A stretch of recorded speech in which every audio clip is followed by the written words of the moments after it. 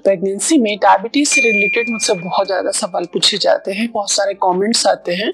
तो आज मैं आपको बहुत सारी इंपॉर्टेंट बातें बताऊंगी जो कि बाकी बच्चे के विकास से रिलेटेड हैं। अगर आप पहले से डायबिटिक हैं और अब आप प्रेग्नेंट हैं या फिर प्रेगनेंसी में आपको डायबिटीज, जेस्टेशनल डायबिटीज का सामना करना पड़ रहा है, दोनों ही कंडीशन में आपको बहुत सारी टिप्स आज मिलने वाली हैं इस वीडियो में। तो फ्रेंड्स, एक कंडीशन होती है कि एक डायबिटिक मॉम है और वो प्रेग्नेंट है। दूसरी कंडीशन होती है कि अगर आप प्रेग्नेंट हैं तो प्रेगनेंसी के 20वें हफ्ते के बाद जब स्क्रीन होता है, जब टेस्ट होता है आपका डायबिटीज का, तो उसमें आपको बताया जाता है कि आपको जेस्टेशनल डायबिटीज के लक्षण हैं और ये टेस्ट में भी आया है और इसके लिए आपको अब डाइट, मेडिकेशन को फॉलो करना पड़ेगा।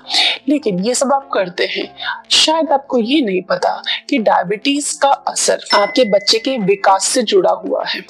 किस तरीके से जुड़ा हुआ है, पहली तिमाही में क्या हो सकता है, उसके बाद क्या हो सकता है, डायबिटीज का लेवल कितना होना चाहिए, ये सारी चीजें अब मैं आपको बताऊंगी। तो सबसे पहले हम बात करते हैं कि जो ऑलरेडी डायबिटिक हैं और अभी वो प्रेग्नेंट हैं। तो डायबिटिक लोगों का जो ब्लड शुगर का टेस्ट होता है, जो 3 महीने का आंकड़ा बताता है कि एवरेज औसत शुगर का स्तर कितना गया है। अगर वो 6 से कम है तो फिर भी ठीक है, कोई ज्यादा समस्या की बात नहीं। लेकिन अगर वो 6 से ऊपर चला जाता है तो उससे क्या संभावित खतरे हो सकते हैं गर्भ में पल रहे शिशु को।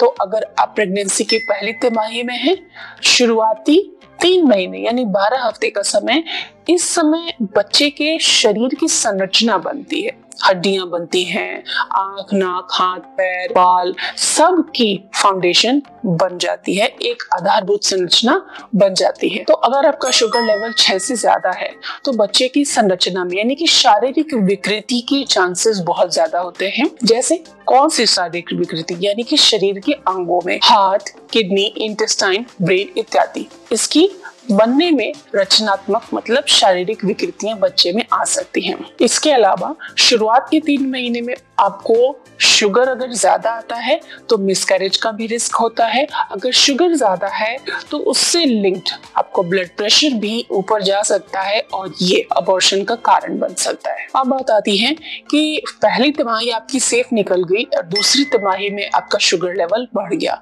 तो ऐसे में क्या संभावना होगी, क्या विकास पे समस्या आएगी बच्चे के।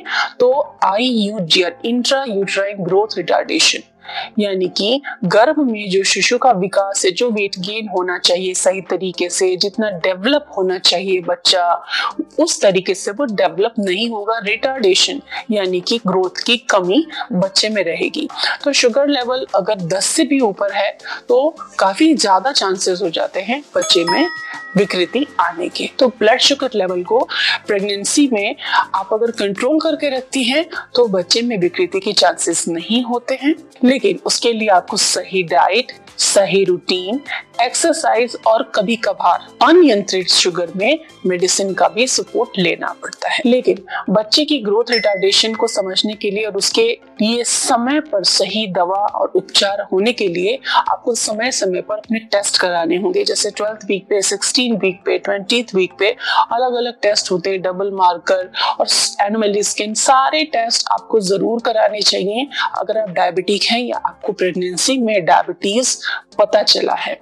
तो जब आप टाइम से टेस्ट कराते हैं तो उसके लिए जो जरूरी उपाय है, जो जरूरी मेडिकेशन है, जो जरूरी सावधानियां हैं, डॉक्टर आपको बताते हैं और आपकी प्रेगनेंसी सेफली पूरी हो जाती है। इसके अलावा कॉम्प्लेक्स कार्बोहाइड्रेट, पर्याप्त मात्रा में प्रोटीन, नियमित एक्सरसाइज करके और प्रोसेस्ड फूड से बचकर आप अपने शुगर को नियंत्रित रख सकते हैं, अपनी प्रेगनेंसी को सेफ रख सकते हैं और इससे जेस्टेशनल डायबिटीज का खतरा भी कम रहता है। Thanks for watching.